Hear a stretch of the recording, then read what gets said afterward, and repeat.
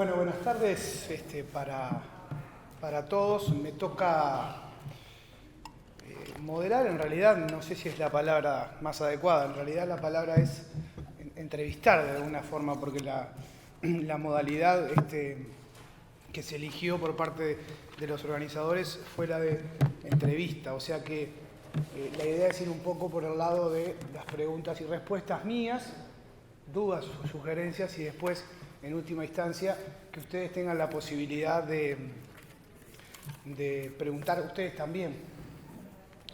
El currículum de Scarfo me lo pasó, tuvo la gentileza, yo se lo pedí en la previa a esta entrevista, a este seminario. Tiene más de 30 páginas. Entonces, si yo les leo el currículum para que los que no lo conocen... Por la edad es. Claro, para los que no lo conocen, les leo el currículum, los voy a dormir. Y yo creo que estamos a esta altura del día todos un poco cansados. Tengo una especie de resumen de lo que es la trayectoria profesional de él y académica, y después un pequeño resumen, sí, de lo que es él como persona, porque en definitiva también somos sujetos, ¿no? Él viene en representación un poco, viene a título personal, pero también viene en representación del grupo de estudios sobre educación en cárceles, que se llama GESEC, esa es la sigla. Pueden entrar a la página web, que es gesec.com.ar, está muy interesante.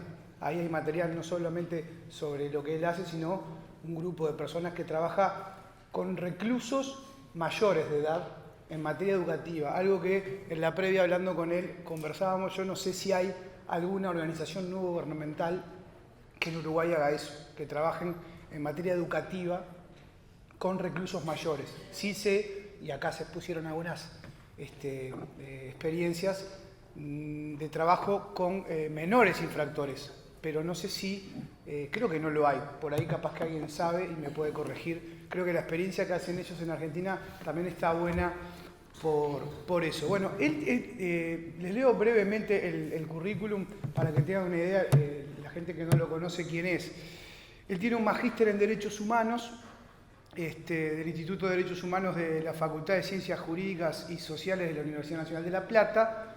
Es licenciado y profesor en Ciencias de la Educación, pero básicamente me pidió que lo presente como un maestro de primaria que trabaja con adultos que están recluidos desde hace 24 años. Empezó allá por el año 1992. Bueno, como les decía, fundó el GESEC, que es el Grupo de Estudios sobre Educación en Cárceles, que funciona en Argentina. Es un referente en lo que es pedagogía y asesoría en materia de educación, en este campo, en el campo de las cárceles. Y después fue miembro del Comité Científico de la Cátedra de UNESCO de Investigación Aplicada para la Educación en Cárceles. Es profesor titular de la licenciatura en Tratamiento Penitenciario de la Facultad de Derecho de la Universidad Nacional de Lomas de Zamora. Y puedo seguir, la verdad que les puedo aburrir con el currículum de él porque, les digo, tiene más de 30 páginas. También asesoró la Procuraduría de la Penitenciaría de la Nación, o sea, es una persona que hace 24 años que ininterrumpidamente, no solo desde lo académico, sino desde lo profesional, desde lo personal, trabaja con reclusos, con personas privadas de su libertad. Yo lo que anoté acá, además, para que lo conozcan un poco más, que son datos que obviamente me pasó él, más allá de lo académico, es que da clases actualmente en la Universidad de La Plata, en San Martín y en Lomas de Zamora. Es hincha estudiante de La Plata, o sea que es pincha o pincha rata. Baila, le gusta el tango, para quitarle un poquito de dramatismo, ¿no?, al asunto.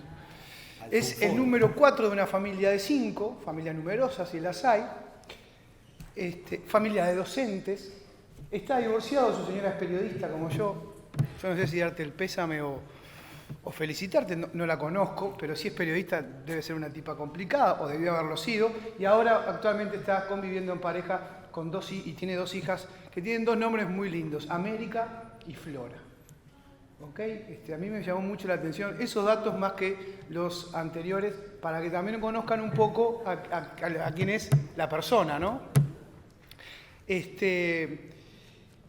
Básicamente él es un apasionado de estudiar pedagogía pero sobre todas las cosas de trabajar en el campo, de trabajar de lo que el eje central de este seminario, que es la educación con personas privadas de libertad. Bueno, él es un maestro que trabaja con reclusos, adultos además, en cárceles. Me estaba explicando antes de comenzar la entrevista y tuvimos algún intercambio epistolar vía correo electrónico, que lo había fundado hacía unos 15 años, él junto a otros colegas que están igual de apasionados y les interesa este tema. Y también me comentaba que en algunos eventos que ellos hacen, utilizan esta metodología de hacer una especie de entrevista o una suerte de entrevista, porque les parece que se siente más cómodo con ese formato. Él ahora, yo le voy a dar el pie para que él hable de alguna forma del trabajo que hacen, que más desde lo académico, la idea mía, y yo en cierta forma lo pacté así antes de venir para acá, era centrarlo más en la práctica, en la experiencia práctica, que en lo más académico, por llamarlo de alguna manera. Y la idea era que a través de determinadas frases que son de él, usarlo como disparador o como una especie de pregunta. Entonces ahí le tiro la primera. Una frase que son como lemas o puntos de vista de GESEC, que es la organización que él integra. Y se las leo textuales. Que haya maestros en la cárcel es condición necesaria, pero no suficiente en pos de la realización plena del derecho a la educación. Y le pregunto, ¿por dónde va esto? Bien. Bueno, ante todo, buenas noches y gracias por quedarse. Es una jornada larga, realmente muy valiosa en términos, recién hablaba con el comisionado parlamentario, que es fundamental tener un evento de este tipo, con tanta participación, así que es un buen comienzo.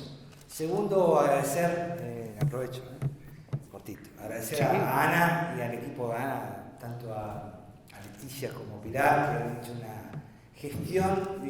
Nosotros nos ha tocado, recién me crucé con gente que estaban en el 2012, en un evento que hicimos en La Plata, que también habíamos pensado que iba a ser un evento para 120 y cayeron 450 personas, así que hubo que hacer malabares y digamos, uno tiene evidencia, digamos, o ha vivido estas cuestiones de eventos gigantes, ¿no? Ha estado Leonardo también en aquel momento, allá en La Plata. Así que bueno, agradecer la disposición y la generosidad, agradecerte la generosidad de la presentación, por cierto. En la presentación tuviste mucho que ver también, porque la verdad que me ayudó. Pero la verdad, un poco porque la lectura académica. Pero pensaba, este muchacho me escribió, ¿qué le puedo dar? Aparte pensaba, porque en el día de ayer estuvimos trabajando en varios lugares, para no repetir, porque veníamos... Me pareció muy simpático, confieso esto públicamente, que cuando arranca el currículum dicen magíster en Derechos Humanos y él me corrige por correo, me dice, no, pero a mí presentame como maestro de escuela que trabaja en cárceles. Eso me pareció fantástico, ¿no? O sea, más allá de todos los otros títulos, yo soy un maestro de escuela que trabaja en cárceles. Trabajo de eso, claro, eso. Sí, por eso. Mi sueldo es de eso. Así que, decirte, volviendo ya a la frase, más allá de los agradecimientos y de encontrarme con mucha gente amiga que ha pasado por los seminarios que hemos hecho en La Plata y nos hemos contado acá también, así que también agradecido por esa oportunidad de seguir cultivando la amistad. Cuando decimos esto de que es condición necesaria y no suficiente, necesaria pero no suficiente en términos de la realización del derecho, que haya maestros y escuela, lo que estamos diciendo es muchas veces el Estado es políticamente correcto, se inaugura una cárcel y uno hace la recorrida, acá está la cocina y acá está la escuela, ¿no? Un par de aulas chiquitas, son más o menos chiquitas, y está el director de la escuela y demás. Es condición necesaria, pero no es suficiente en términos de realización del derecho. El derecho tiene, hoy lo comentaba hablando en el panel, las 4A, esta cuestión de aceptabilidad, de asequibilidad, de accesibilidad y de aceptabilidad del derecho. El derecho no es solamente que haya maestros, implica una cuestión de calidad de realización. Yo tengo que ver cómo se realiza el derecho. Si yo tengo maestros o maestras o profesores o profesoras que en su cuestión metodológica no no resalta la significatividad, como hablaban recién en el panel anterior, o el trato que le dan a los estudiantes, es un trato indigno, autoritario. Otra frase que usábamos, que ayer recordábamos, era la letra con sangre entra. Yo puedo enseñar a leer y a escribir con una metodología autoritaria, severa, sin margen a la participación, sin margen a lo democrático. Entonces todo ese valor que podría tener la educación no lo va a tener. Digo, ¿es condición necesaria? Sí. ¿Hay maestros? Sí. Uno más aún, cuando mide la estadística, muchas veces está en las unidades penales, y me ha pasado, yo trabajé también en la Procuración Penitenciaria de la Nación, que es como el órgano que controla las cárceles federales, y un día pedimos a una unidad penal que nos diga, bueno, ¿cuántos detenidos estudiaban? De 1000 detenidos estudiaban 500. ¡Wow! Dije yo, genial. Vamos a la escuela. Muy bien, vamos. 3 aulas chiquititas. ¿Y cómo estudian 500? ¿Cómo haces? ¿Qué estudian? Mañana, tarde, noche tras noche. Pensaba yo, digo, grupos que van pasando todo el día. No, vienen 4 veces al mes. Ah, bien. Entonces, ahí la calidad está jugando. Digo, uno mira el número, el 50% está matriculado. Pero después, en términos de calidad del derecho, no se cumple. ¿Por qué? Porque van 4 veces al mes. Piensen que esos 4 veces que van, un día se enferman, un día falta el profesor. Digo, hay que pensar que a veces van un solo día al mes. Y aparte la propuesta, y esto va para los que somos maestros y profesores, la propuesta no es una propuesta de educación a distancia, es una propuesta de educación, digamos, diaria. Entonces, el maestro tiene que hacer una pirueta, un malabar, para poder hacer una cuestión de encontrarse con sus alumnos dentro de un mes, en tareas pedagógicas, en asistencia. No hay otro mecanismo más que ver al maestro en esos 4 días. Ya está. Te llevas tarea y después volvés. Entonces, me parece que en términos de calidad, la política del Estado tiene como que ir revisando permanentemente, y ahí es donde entra también la sociedad civil, monitorear cómo se está dando el derecho, cómo están llevando los procesos formativos en el contexto de privación de la libertad. Digo esto para pensar también perspectiva de derechos humanos, ver el tema de la accesibilidad, cómo se accede al derecho. Es muy común, digo, en un lugar como la cárcel, que tiene como base la lógica premiante, el que se porta bien y el que se porta mal, los derechos también entran en esa lógica. Vos te portás bien, tenés derecho a tal cosa. Te portás mal, no. Y la educación entra en ese juego. Entonces, digo, y eso sumarle, digo, cuestiones como hablaba hoy Hugo Rangel, digo, si hay las condiciones de detención, suman hacinamiento, suman sobrepoblación, justifican mucho más la cuestión premial. Digo, tengo que tener un criterio, para decir el funcionario penitenciario, para ver quién va a la escuela o no va a la escuela, porque la unidad penal está pensada para 700, pero tengo 1400. Entonces, no me va a alcanzar nunca la cantidad de aulas, nunca la cantidad de maestros. Entonces, digo, el derecho debe ser siempre revisado. Nosotros proponemos de las 4A, pero hay un tema ahí otro tema, digo, también, esto es muy común en las unidades de mujeres, por lo menos en Argentina, que tienen que trabajar, las chicas tienen que trabajar, las chicas detenidas tienen que trabajar porque tienen los hijos afuera. Entonces, ¿qué pasa? ¿Trabajo o estudio? Porque la escuela funciona solamente en el turno mañana, que es en el turno donde trabajo. ¿Trabajar o estudiar? Arreglátela. Entonces, ¿hay educación? Sí, pero no está disponible. No hay disposición. Yo no tengo otra oportunidad más que trabajar. Ya está. Entonces, o el caso nos pasó una vuelta en Argentina, que viene el relator de Naciones Unidas por el Derecho a la Educación, no me acordaba el nombre, pero ya voy a acordármelo, y ocurría con Bernard Muñoz, que lo invitamos con un grupo del Comité contra la Tortura y la Asociación de Derechos Civiles. Por eso digo, el rol de esa sociedad civil es muy importante. ¿Y qué ocurría? En la escuela que estaba en la cárcel de mujeres, la escuela secundaria no permitía que las chicas que tengan hijos vayan a la escuela con los hijos. Entonces las chicas que tenían hijos no iban a secundaria porque no tenían dónde dejarlo. En la guardería no había lugar, ellas no querían desprenderse del chico, y bueno, las chicas no estudiaban. ¿Por qué? Porque el sistema no daba, no querían los profesores. Así que ahí se puso en evidencia, digo, si uno miraba el número, ¿hay escuela secundaria en la cárcel de mujeres? Sí. ¿Cuántas van? Tanto. Pero después en la práctica hay una diferencia. Por eso decimos que es condición necesaria que haya maestros, pero no suficiente en términos de realización del derecho. A mí me quedó la sensación de que, no sé si eso pasa acá en Uruguay, ¿no? Pero me quedó la sensación de que se está, más que aplicar política de derecho a la educación, es como una especie de llenar, no sé, en una especie de planilla y decir, nosotros damos y nuestra efectividad es que en mil personas privadas de libertad hay 500 que efectivamente dan clase, cuando en realidad si van una vez al mes...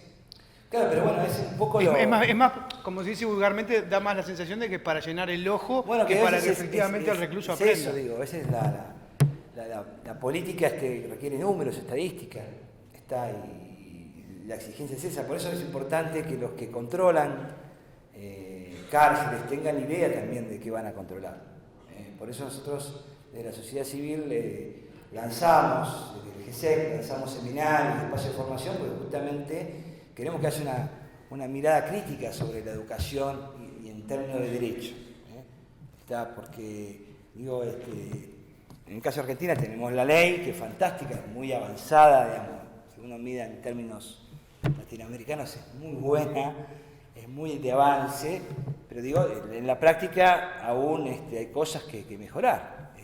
Hay obstáculos todavía en unidades del interior, digo, de la provincia, a veces no se dan las condiciones. Yo ayer hablaba de una serie de obstáculos, esto que yo te decía, el hacinamiento, la sobrepoblación, que no dependen del sistema educativo, pero lo afectan. Claro. Entonces ahí viene el problema. ¿Y ustedes como organización van y plantean esto a la autoridad? ¿Y la respuesta? No hay un planteo formal, lo que sí buscamos siempre las cuestiones de alianza, digo, tal vez somos una ONG chiquita, digo, que nos dedicamos a este tema, pero buscamos instancias de tribuna, por decirlo así, y no tanto en aras de denuncia, sino en aras de sumar. No, de planteo. De no, sumar, de planteo, porque claro. justamente el Estado, digamos, es muy meritorio y muy valioso, digo, que en una ley nacional de educación esté la modalidad, contexto de educación y contexto de creación de la libertad. Es muy valioso, mismo nosotros participamos, me estaba acordando ahora, participamos del proceso de formulación del articulado ese, lo cual fue extremadamente valioso, no entendíamos nada. Así como, acá el Estado nos está invitando a hablar sobre un artículo de la ley, wow, fue un gran avance.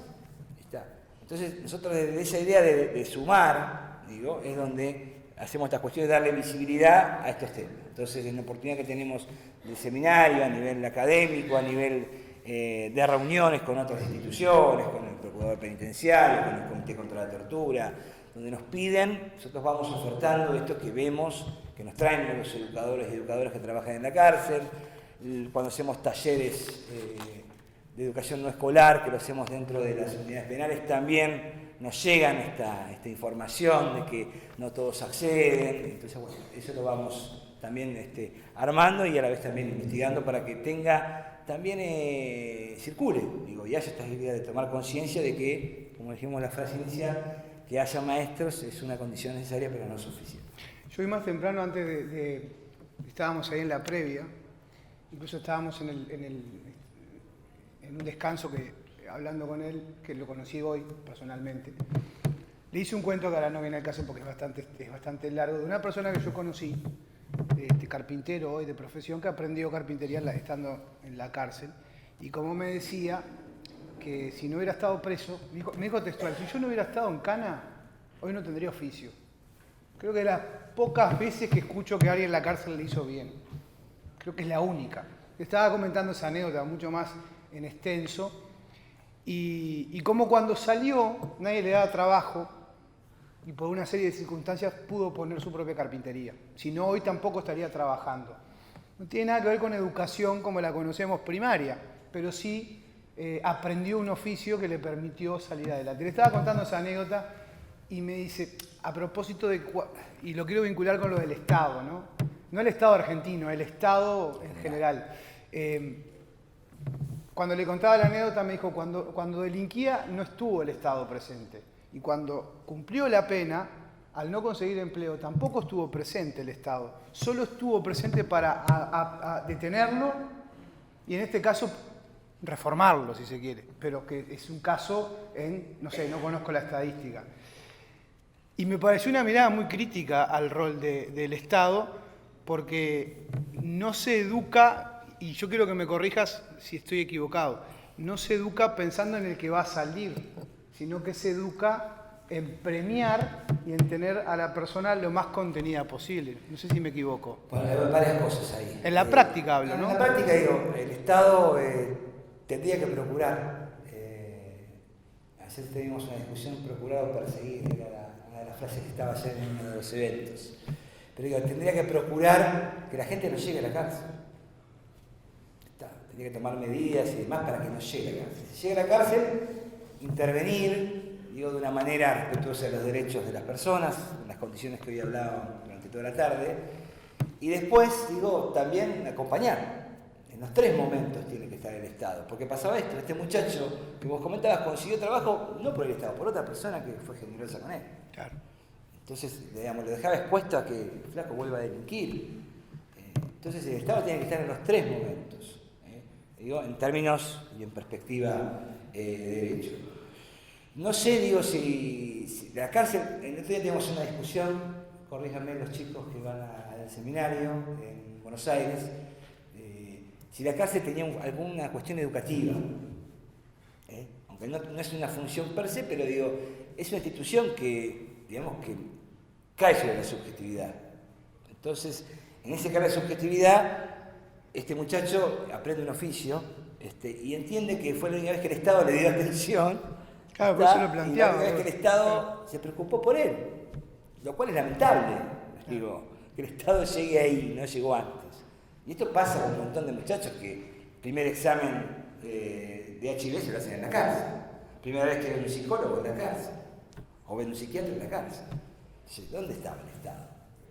Digo, eso también a mí me causa más pavor eso, digamos, que es un muchacho, digo, dentro de lo suyo, dijo, bueno, la verdad la cárcel me sirvió para tener un oficio. Está bien, es válido. Pero, a mí me impactó cuando... Pero me resulta, digamos, a mí me impactó las dos cosas. Que el Estado, a través de la punición... Claro, a mí me impactaron las dos cosas. Me impactó el testimonio de él y cuando se lo conté a él me impactó la respuesta. Pues yo no me había puesto a pensar que el Estado estuvo ausente, salvo cuando lo tuvo preso. Antes no le dio muchas oportunidades.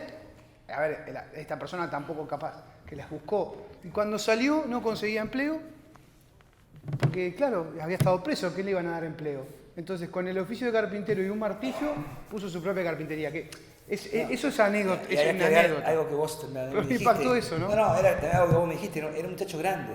Sí, un 40 hombre, largo. Un hombre de 40 y pico de años. Y esto lo decía Zaffaroni, y generalmente los que no vuelven más a la cárcel son los tipos grandes, que están cansados. Y te digo, lo sé por mi aura que tengo muchachos grandes, no quiero más, maestro, esto acá, no quiero más. Porque en verdad se cansa uno de la cárcel, digo, de esta lógica de entrar, salir, esta distancia de la familia, ¿no? Hay todo un cansancio, pero que ocurre más con los mayores. Sí, en una población más. No sabemos si están curados o no en términos que veníamos discutiendo, ¿no? Pero no quieren volver más. En una población que discutíamos con él en Argentina, tanto en Argentina como en Uruguay, por lo menos los 2 casos que conozco más de cerca, el promedio de los presos es muy joven, ¿no? Muy joven. De 18 a 23, 18 a 25. Sí, 18 a 25, digamos, ahí está el grueso de la población penal. También está dando pautas, digo, hoy hablaba Orlando de esto del enemigo, ¿no? Bueno, ¿quién es el enemigo? Digo, son los jóvenes. Y nuevamente son los jóvenes. Hay que pensar en una época de dictadura, digamos, en Argentina cada 10 desaparecidos, 6 eran jóvenes, ¿no? En los 90, cuando había desempleo, cada 10 desempleados, 6 eran jóvenes. Cada 10 pobres, 6 eran jóvenes. Es un colectivo que siempre el Estado, digamos, le apunta y agarra. Entonces, tenemos que estar atentos a eso. Tenía otra frase anotada, pero ya me la Tachá. ya la era. Hay que educar en la cárcel y a pesar de la cárcel, no queremos más cárceles, pero mientras haya cárceles hay que garantizar los derechos humanos para los que están allí. Bueno, es una frase parafraseando un poquito a Alessandro Barata, un criminólogo latinoamericano, fallecido, pero él decía que hablar de reintegración o hablar de integración a pesar de la cárcel, porque la cárcel hace daño, ¿no? Entonces, digo, y con esto sacar un poco de ingenuidad, digamos, la cárcel, el encierro punitivo sobre todo, hace mal. Entonces, y opera sobre la subjetividad. Me imaginaba, digo, un sujeto en situación de vulnerabilidad que comete un delito, llega a la cárcel y ahí aumenta mucho más la vulnerabilidad. Digo, por las condiciones de detención, hacinamiento, violencia, pensemos que aumenta un 20% más de riesgo de muerte en la cárcel. La alimentación, digo, el cambio en los sentidos, digo, esto lo habla Valverde Molina, digamos, hay un efecto nocivo en la cárcel, digamos, de las condiciones de detención y de la lógica fundacional de la cárcel. Digo, esta lógica premial, el hecho de perder identidad o que se desarme la identidad, digo, hay sufrimiento. Entonces, a pesar de eso, digo, es posible educar, o hay que educar. Y con esto de mientras haya cárcel, bueno, hay que seguir, digo, porque hay todo, yo te decía, hay toda una corriente abolicionista, ¿no?, que habla de que no haya más cárceles y demás. Es un cambio cultural muy fuerte, muy fuerte. Y la verdad, es un cambio, digamos, pensemos que la cárcel es un producto del capitalismo, ¿no? Entonces, es cambiar todo. Entonces, bueno, al menos bregar por una reducción del uso de la cárcel. Al menos eso, ganarle un poquito. Ganarle que no sea algo deliberado, que no cualquiera vaya a la cárcel, que realmente si la cárcel opera con los más peligrosos, para decirlo así, ¿no? Que sea el uso muy restringido por parte del Estado. Digo, a ver, Holanda, países de Europa están cerrando cárceles. Bélgica alquila cárceles a otro país. Digo, a ver, pensemos un poquito eso. ¿Por qué cierran cárceles en Europa?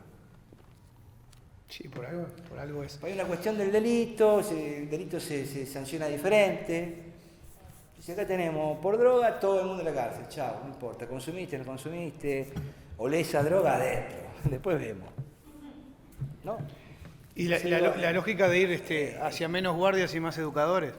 Bueno, y después lo otro que me parece que es valioso, y en términos de Uruguay, digo, esto que sean operadores civiles, operadores penitenciarios con una matriz civil, digo civil entre comillas, ¿no? Pero digamos, no pertenecientes a una fuerza de seguridad, es muy valioso. Es muy valioso también eso porque permite o da la posibilidad de una gestión diferente de la privación de libertad, de la cárcel.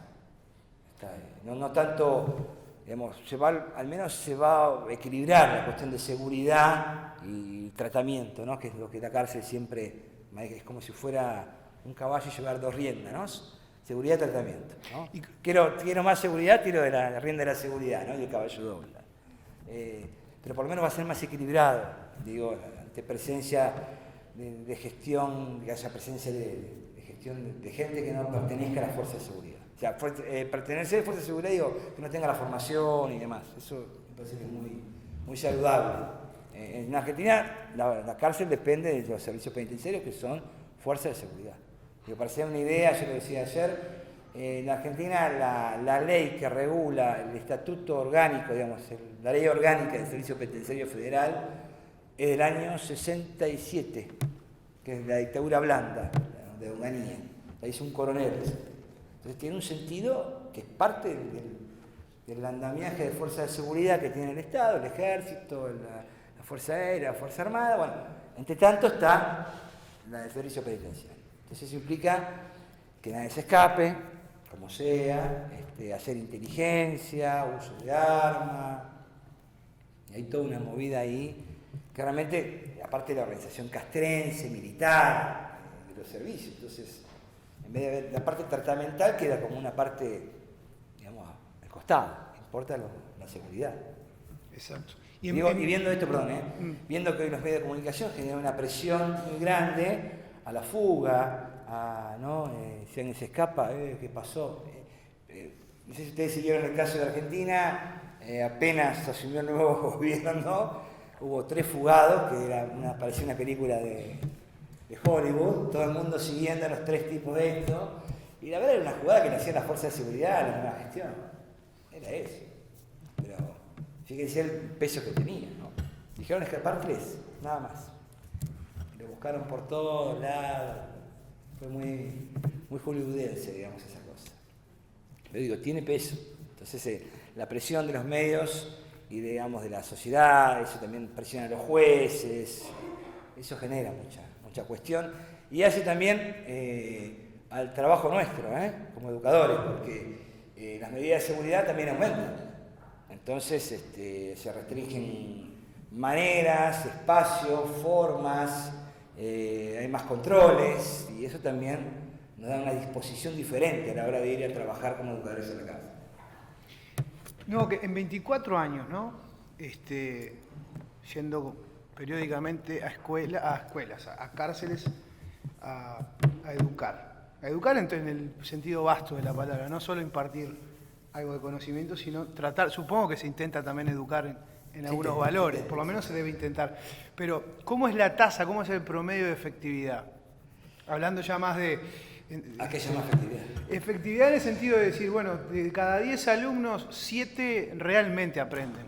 O hay 10 que de 10, 9 no aprenden nada. Mirá, efectividad en el sentido de qué tan positivo es que se esté... A ver, estoy preguntando algo obvio, pero no importa. No, lo obvio es decirlo, siempre. Por eso, Siempre. ¿qué tan efectivo es que haya un maestro dentro de una cárcel?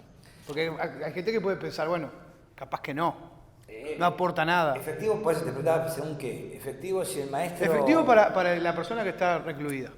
No para la institución penitenciaria. Mirá, para el alumno. En el caso nuestro es muy valioso en función de que es una persona que no pertenece a la cuestión de seguridad.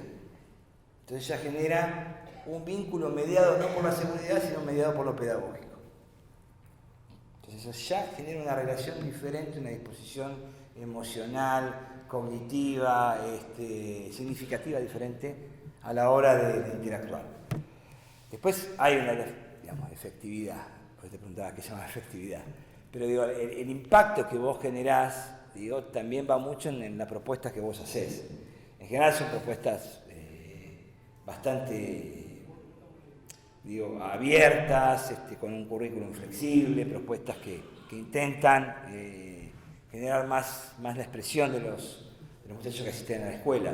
Pero en sí, digo, egresados tenemos, el tema de efectividad medirlo tenía que medirlo con una prueba, digamos, estándar.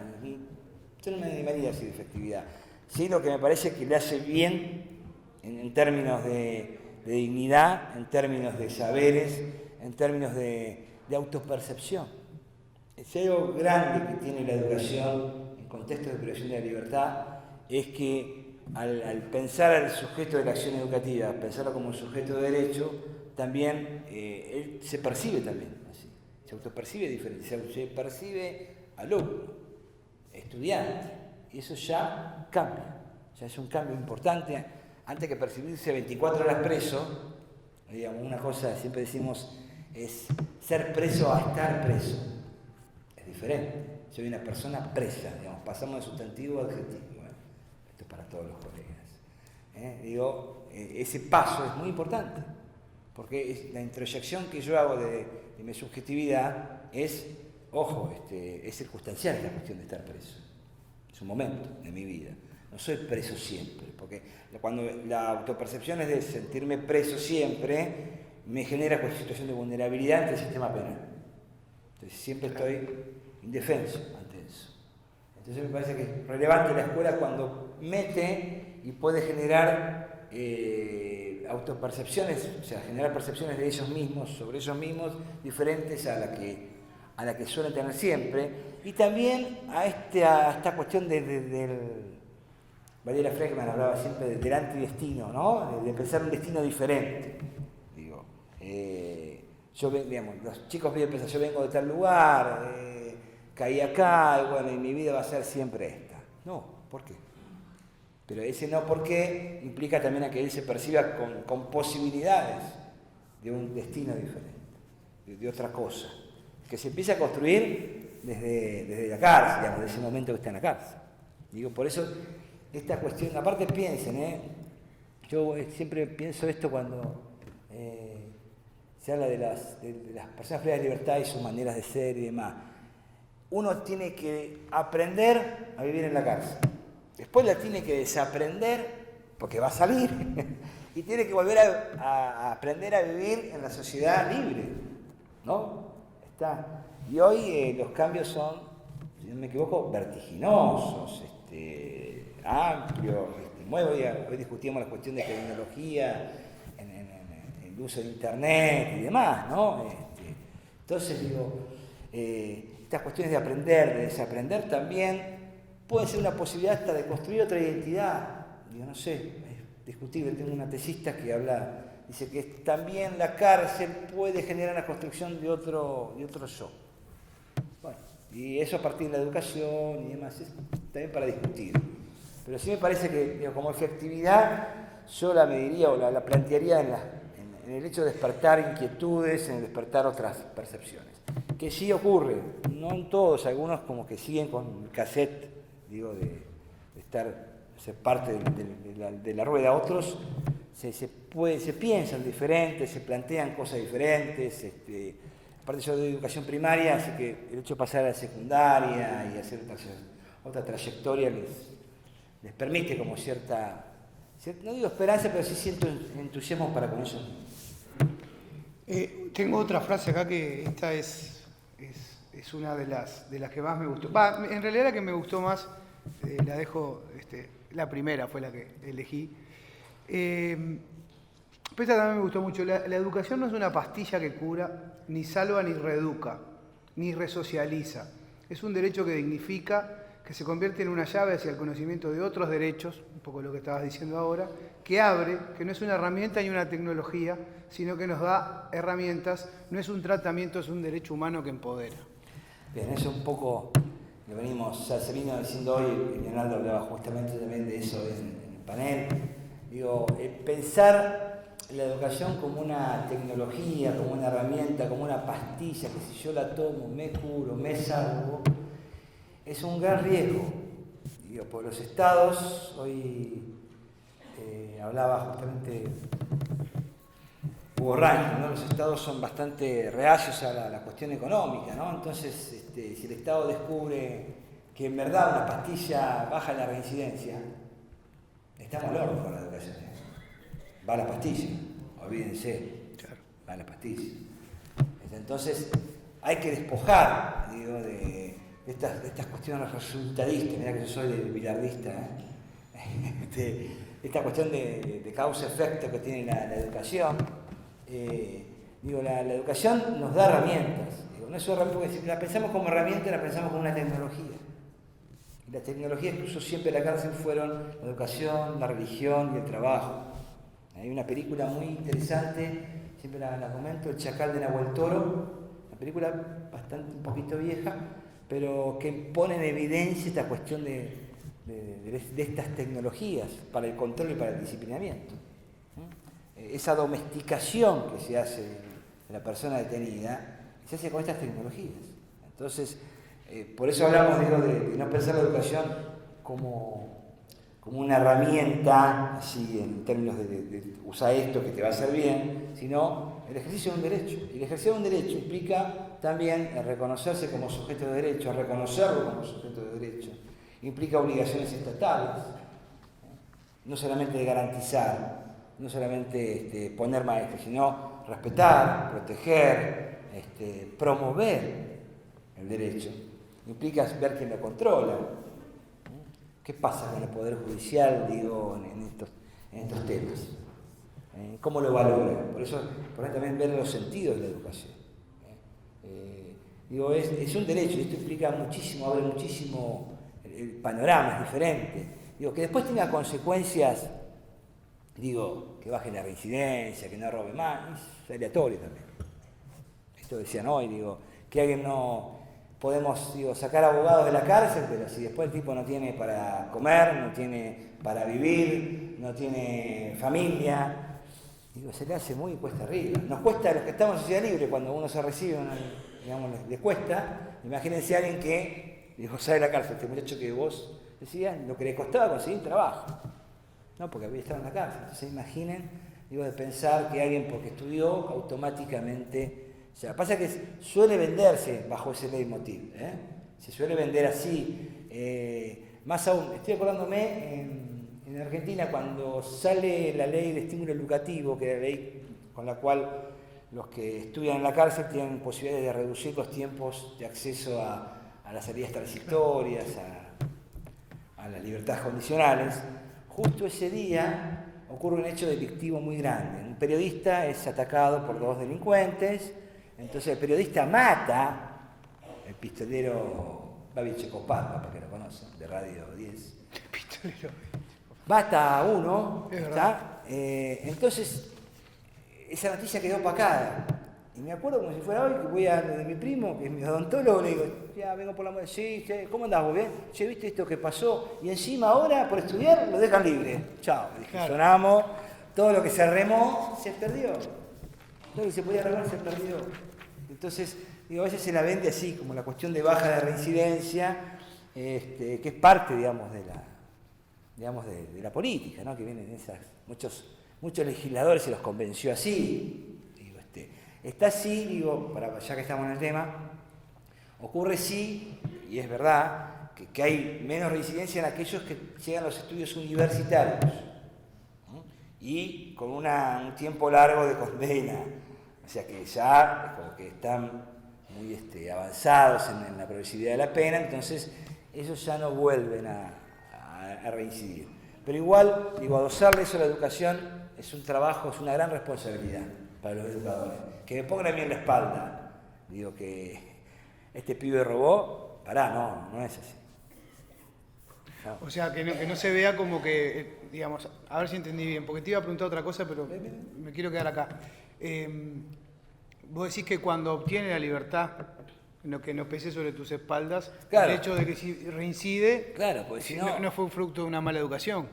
Claro, porque si vos lo haces depender la reincidencia de la educación, entonces el tipo reincide es culpa mía. Sí, igual viéndote una vez por mes no creo que tenga... Bueno. Si la realidad es que tienen clase una vez al mes, digo, no creo que, lamentablemente... Hay que evitar, digo, la cuestión esta de ponerle a la educación, porque si no, pensemos al revés. Digo, aquel que nunca pasó por la cárcel, y nosotros tuvimos presidentes presos en Argentina, digo, funcionarios de alto rango presos, entonces digo, estar educado no implica que uno no va a cometer delitos. Sí, pero hay políticos con varios títulos universitarios que han estado presos en este país y en el mundo también, ¿no? Entonces digo, eso no es condición, digo, per se para decir que alguien no va a cometer delito el hecho de que estudie. Entonces, saquémosle eso.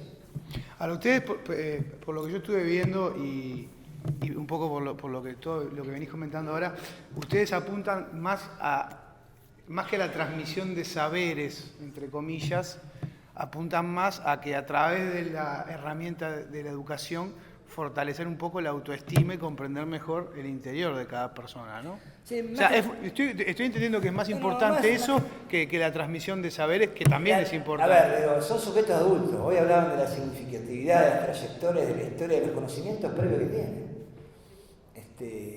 Entonces, no sé hasta qué punto uno va a generar... Yo porque me pongo en el lugar de un adulto... No, está bien, pero el saber es que aprenda, no sé, a dividir por 4 cifras, ¿viste? Por eso, claro. No sé cuán relevante y significativo es para esa persona. Claro. Sí me parece importante que sepa, que él comprenda que se sabe vivir desde siempre. Digo, cuando hacen, en la Argentina, cuando hacen la astilla, separan la comida que le trae de familia, hacen la astilla, la parten, ¿no? Entonces, dicen, bueno, mira, es una astilla, en partes iguales la división. Digo, pero a lo que voy es a que comprenda que son saberes que él va a poder usarlos en cualquier momento, en cualquier lugar. Digo, no es una cuestión, digamos, que de tabla rasa, vos encontrás con alguien de tabla, no, es alguien que viene con historias, con saberes referenciales a cuestiones de trabajo, a cuestiones de vida. A mí esta vuelta me quedé asombrado con un muchacho que contó todo el parto de su mujer.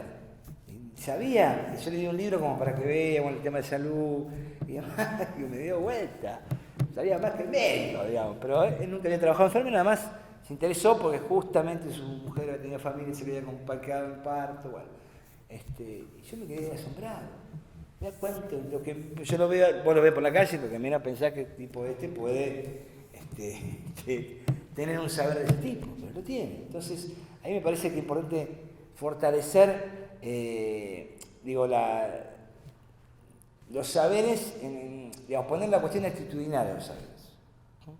El hecho de de que el saber me puede ayudar a mí, me da esta posibilidad de, digamos, de pensar un futuro diferente, con todos esos saberes que tengo, ¿no? Eso me parece que es más valioso que el hecho de poder tener saberes o conocimientos así muy fácticos o muy las capitales del mundo, ¿viste? No sé, eso es realmente tipo de interés.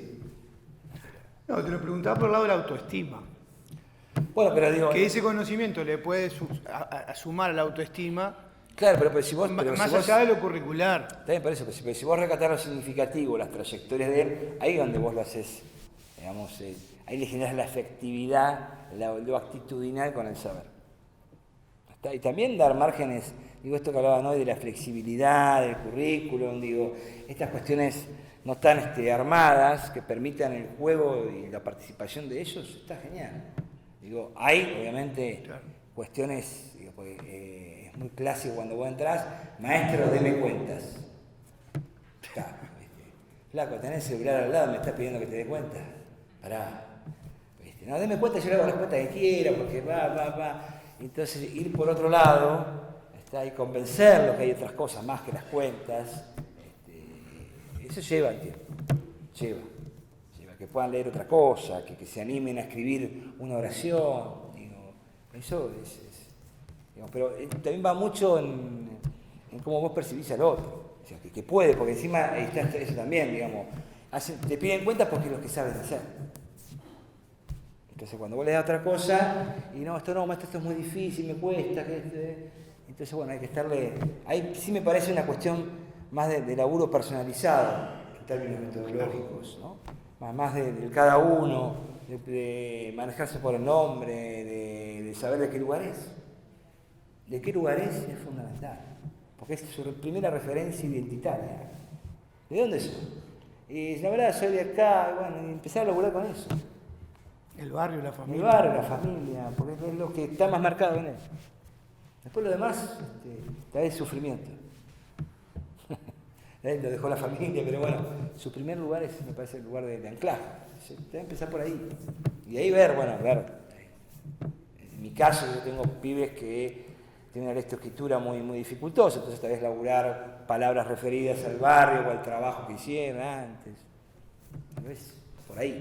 Pero sí me parece que sí o sí laburar con el otro y con esta diversidad que decían del otro, ¿no? Eso me parece que... Igual si te sirve de consuelo, perdoname la digresión, yo doy clase de periodismo escrito, justamente, y la lectoescritura que tienen algunos de los estudiantes es espantosa también. Y terminaron secundaria en la mayoría de los casos. Y están libres. Y están libres. Y el único delito que cometieron... Hay que meterlos presos. O sea que, si es por eso... Y está, mirá... Yo tengo ganas de meterlos presos a veces, pero bueno. También es interesante esto que planteás porque a veces para medir... No, porque capaz que queda eso de que como no terminó primaria, está preso, robó, qué sé yo, por eso escribe mal. Tengo alumnos de educación terciaria que no, a ver, no pueden escribir con sujeto, verbo y predicado. O sea, no pueden. Lalo va a la ola, no, o sea, no lo logran. O sea, a ver, lo entendieron porque es un libro que tiene unos cuantos años, pero claro, o sea, no se entiende eso. No, pero vos pensás, estos pibes están en el medio libre, un pibe que está en la cárcel es cero estimulación. ¿Cuánta estimulación? Pues no hay cine, no hay kiosco de diario revista en la cárcel. Digo, la estimulación es muy reducida. Sí, claro. Hay televisión, hay radio, ahora están todos con el celular, Facebook, internet, están todos, a escondidas, pero están todos.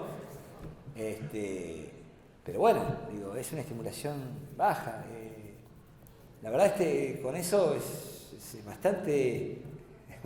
Es penoso que ocurra eso fuera, pero bueno, me parece que lo importante No, yo porque si te servía de consuelo, no, básicamente. No, el tema es cómo uno mide también, porque si vos medías a los estudiantes de la cárcel, digo, hoy, no sé qué compañera dijo que tomó exámenes y para que vean que estuve en todo el encuentro. Digo, la compañera decía que tomó exámenes y fueron buenos exámenes.